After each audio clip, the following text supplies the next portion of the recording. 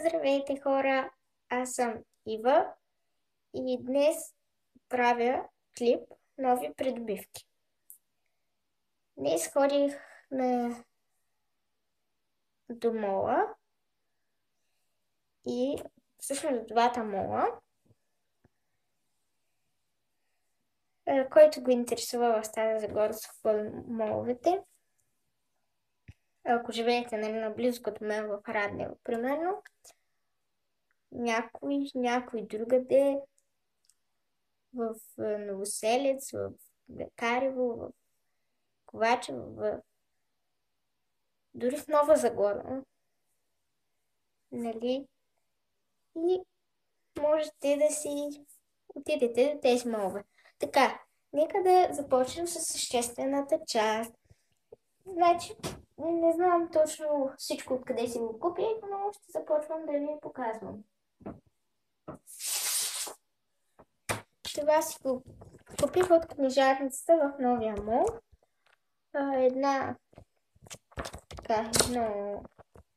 Как да го нареча, просто джобче за неща, защото наистина вършат ми работа. Това е на Габол и са много хубави. То струва 1,50. Да. Това е тефтерче. Ето вижте. Като камера. И отзад, ето е снимката. Струва 2,89 и е много сладко. Да. Между другото пише, че е произведено в Италия. Само ви казвам. Това са невероятни факти за животните и човешкото тяло. Това са 40 карти плюс игра с въпроси. 24 стикера плюс маркер. Да, аз имам едни такива, но те са по-детски, просто ги взех, но фактите иначе са интересни. Ето ги и самите карти. Няма да ви го показвам. Да, купих си принцип на Милан, гумичките, това, извинявайте, забравя да кажа, 10,90 струва. Това са гумичките на Милан, много хубава работа ми вършат. Реших да се взема една по-интересна, като тетрадчица. Ето. Така.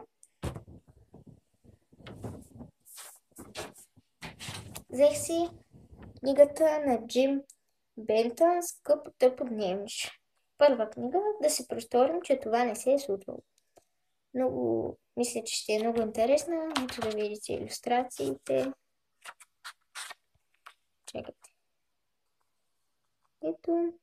Мисля, че ще е доста смешна и забавна. Купих си ето такава голяма папка на Холи Хоби. Имаше и някакви с един цвят, но тази да ми се стори много сладка. И работата е там, че рисунките ми не се побират каква да е папка, а тази е огромна и съм сигурна, че ще се съберат без да се намачкват. И е много красива. Беше 4,90. Отново забравих да кажа, книгата беше 7,95. А гумичката мисля, че беше 40 или 70 стотинки. Беше много ефтина и мисля, че ще върши добра работа. И голямата изненада за вас е, че си купих едно нещо, с което ще направя клип утре, предполагам, с живка. И това са Бин Бозлет на Джели Бели. Доста време ги търсих. Миришат ужасяващо на кучешка храна, защото има такива кучешка храна, само на това ми лъхва наистина. Ще видим. Кой ще направим утре. Ето ми е и чашата от киното. Бомб. И аз гледах, да, Angry Birds. И чакайте малко. Тези бяха между другото към 16 лева, не знам. Там някъде бяха, а тези, които са с рулетката, бяха 21, после другите бяха още по-скъпи, но аз не ми трябват с рулетка и взех тези. Сега идва ред на едно бебешко нещо, но много ми хареса и за декорация самото кекче ще седи много добре, когато го закрепя.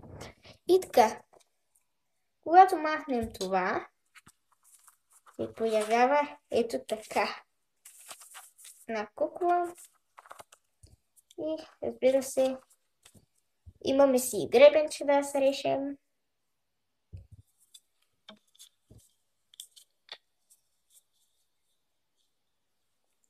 Ето така и така става за декорация и по другия начин става, защото стаята ми е розова, както виждате, и ще се пасне. И между другото тук отзад са написани имената им и моята се казва Бритни. Така. Куклата беше 13 лева. Така, 12,99, за да сме точни. Да, 13 лева. Сега започваме с нещата, които са дрехи. Първо, едно нещо, което много се радвам, че ще купя, защото мисля, че ще го нося. И това е... Чакайте малко да стана. Ето такава блузка.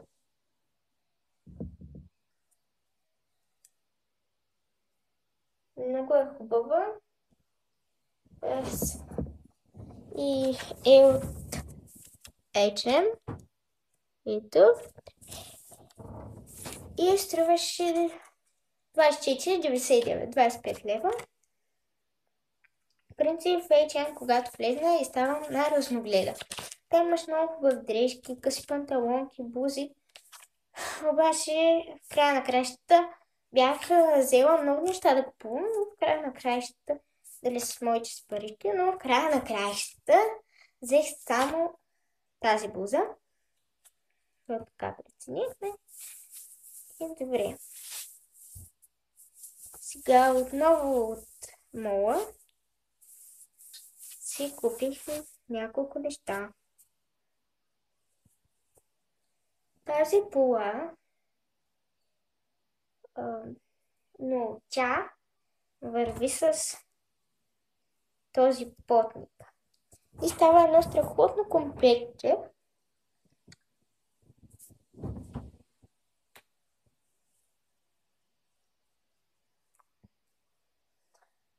Ето така ще седи наистина прекрасно.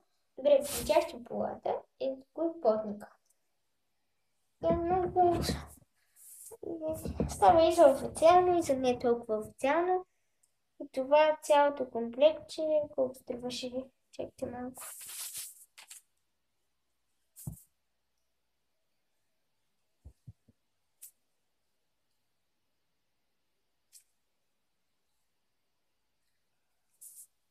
Мога да разбера кое за кое се отнася. Мисля, че 17 лева. А това...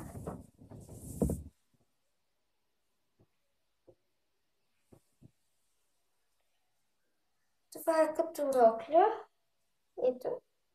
И това тук. Това беше... Това беше 15 лева. И да, това са дрехите. И сега няколко неща, които не са от мол. Това кака ми го взе от Била. Много е сладко и както виждате пасва с стаята.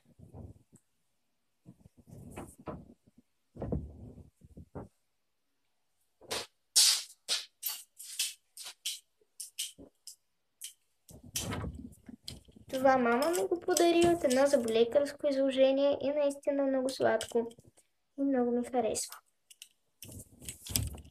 В принцип си накупих още рокли неща, но сега не мога да ви покажа, затова че най-новите ми придобивки ви ги показах. И чао! Между другото, очаквайте клип.